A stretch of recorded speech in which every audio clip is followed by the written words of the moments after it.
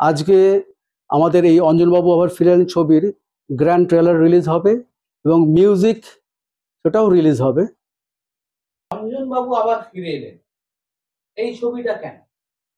তার কারণ হচ্ছে আমি দীর্ঘদিন অঞ্জন চৌধুরীর কাজকর্ম নিজের চোখের সামনে দেখে এসেছি এবং দেখতে দেখতে নিজের অজান্তেই ওনাকে আমি গুরু বলে মেনে নিয়েছি। তখন আমি ঠিক করলাম যে এই বইটার মাধ্যমে ওনাকে আমি একটা গুরু দক্ষিণা দিতে চাইলাম।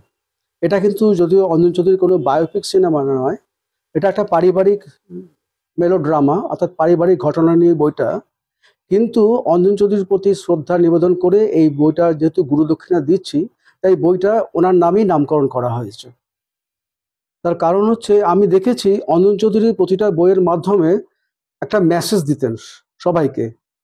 এই বইটার মাধ্যমেও সবাইকে আমি একটা মেসেজ দিতে চেয়েছি, যাতে সবাই যদি একসঙ্গে থাকে একটা পরিবারের মধ্যে, সেই পরিবারের যে একটা কত আনন্দ সেটা কিন্তু এই বইটার মাধ্যমে তুলে ধরা হয়েছে। বিচ্ছিন্নভাবে যদি আমরা ভাই ভাই থেকে আলাদা থাকে, হ্যাঁ, ভাই বোনের থেকে আলাদা থাকে, বা বউদের কথা শুনে যদি ভাইরা চলে, তাহলে কিন্তু সংসারে খুব একটা ভালো বার্তা পৌঁছায় না। কিন্তু এই বইটার মাধ্যমে দেওয়া হয়েছে যাতে সবাই মিলে একসঙ্গে থাকলে সেই সংসার কিন্তু সুখের সংসার হয়। এই ছবিতে কাস্টিং মানে অভিনেতা অভিনেত্রী এবং আপনার টিম মেম্বার সম্বন্ধে যদি বলেন কারা কারা রয়েছে আর কারা কি করছে? এতে কিন্তু অনেক পরিচিত মুখ আছে যারা রীতিমতো এই সিনেমাতে বা সিরিয়ালে কাজ করছেন। কিছু নতুন মুখও আছে, অথচ তারা খুব প্রতিভাবান। এটুকু বলতে পারি যে তাদের অভিনয় দর্শকদের কখনোই হতাশ করবে না, এটুকু বলতে পারি। তার কারণ হচ্ছে আমি দেখেছি যে গল্পটা নিজেই লিখেছি, কারণ এটা তো আমার একটা সন্তান একটা বই মানে কি একটা পরিচালকের একটা সন্তান। তাহলে আমি যে নিজে গল্পটা চিত্রনাট্য লিখলে পরে আমি যেটা যত ভালোভাবে পরিচালনা করতে পারবো, অন্যের গল্প অন্যের চিত্রনাট্য নিয়ে করলে হয়তো, যেহেতু এটা আমার প্রথম ফিচার ফিল্ম, একটু সমস্যা হবে। সেই জন্য আমি নিজেই এটা করেছি। আর আরেকটা কথা বাইদে ভাই বলে রাখি, যেহেতু আমি অঞ্জন চৌধুরীকে গুরু বলে মেনেছি, অঞ্জন চৌধুরীকে দেখেছি আমি বরাবর, উনি ওনার নিজের গল্প নিজের চিত্রনাট্য নিয়ে প্রতিটা বই করতেন। ওনাকে তার জন্য কিন্তু কোনো গল্প সাহিত্যিকের কোনো লেখা বা কোনো গল্প ওনাকে নিতে হয়নি। এটাও আমাকে খুব ইন্সপায়ার করেছে। আমি চাইছি যাতে এটাও এইভাবে যদি করতে পারি, এটা দর্শকরাই শেষ কথা বলবেন যে আমি এইভাবে এগোতে পারবো কিনা। আপনার ছবিতে পোস্ট প্রোডাকশন বা মিউজিক বা অন্যান্য পার্টি কারা কারা রয়েছে যদি একটু বলেন? টোটাল পোস্ট প্রোডাকশন খুব ভালোভাবে করেছেন, সেটা হচ্ছে পিক্সেল স্টুডিও প্রাইভেট লিমিটেড। আর সঙ্গীত পরিচালনা করেছেন স্নিগ্ধা মজুমদার, আজকে উনি বিশেষ কারণে আসতে পারেনি। আর ডিজিটাল মার্কেটিং কথা বলছি, এই সিনেমাটার ডিজিটাল মার্কেটিং করছে বেজ ডিজিটাল, আর প্রোমো করছে বেজ মিডিয়া কানেক্ট। রিম্পাদির কাছে আসি, রিম্পাদিকে আমরা সবাই অভিনেত্রী হিসাবে চিনি প্রচুর ছবি বা সিরিয়ালে। তো হঠাৎ সত্যবাবুর এই গল্পে আপনার কাজ করা কেন? আর আপনার চরিত্র সম্বন্ধে যদি কিছু বলেন যে ছবিটা হ্যাঁ, আমি রিম্পা চক্রবর্তী। এই মুভিটাতে আমি শুভ্রা ক্যারেক্টারে অভিনয় করছি।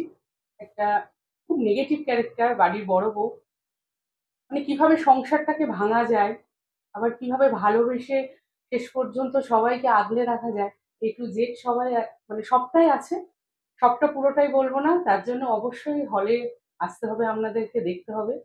আর যেদিন আমি স্যারের কাছে কৃতজ্ঞ, যেদিন আমাকে ফোনটা করে এই ক্যারেক্টারটা দেওয়া হয়েছিল, সত্যি খুব আমি হ্যাপি। আর কাজটা করতে পেরেও আমি মনের দিক দিয়ে মানে খুবই মানে নিজেকে গর্ববোধ করি যে আমি এই কাজটা করেছি।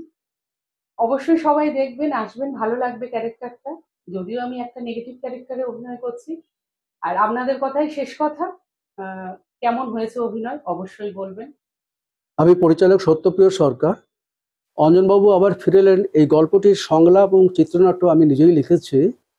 এবং এটুকু বলছি যে আপনারা হলে এসে দেখুন, দেখলে পরে খুব ভালো লাগবে। এবং যেহেতু এটা আমার প্রথম ফিচার ফিল্ম, আপনারা আমাকে উৎসাহ দেবেন। এবং সবথেকে বড় কথা, আমার যেহেতু গুরু অঞ্জন চৌধুরীর প্রতি একটা শ্রদ্ধা নিবেদন, তার প্রতি সম্মান রেখেও যদি আপনারা হলে আসেন, তাহলে আমার আরও পরবর্তী যাতে ভালো ভালো কাজ করতে পারি, এটা আমার পক্ষে খুব ভালো হবে তাহলে। আর এই বইটাতে ভালো হোক খারাপ হোক, আপনারা নিশ্চয়ই মতামত দেবেন। সেটা আমি সবসময় এই ফিডব্যাকটা নিয়ে আমি এগিয়ে যেতে চাই।